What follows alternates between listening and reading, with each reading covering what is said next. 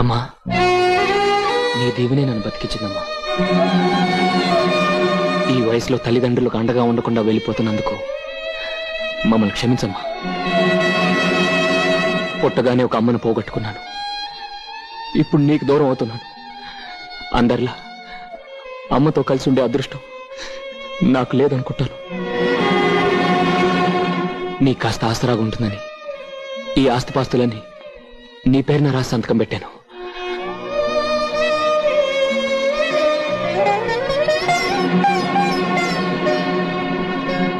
వస్తానమ్మా. నేను వెళ్ళినా కూడా నా ప్రాణం ఎప్పుడూ ఇక్కడే నీ చుట్టూ తిరుగుతూ ఉంటుంది.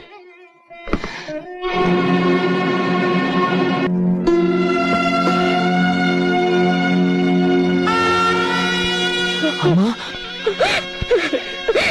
అమ్మ అన్న మాటకి అర్థం చెప్పి నన్ను నిజమైన అమ్మ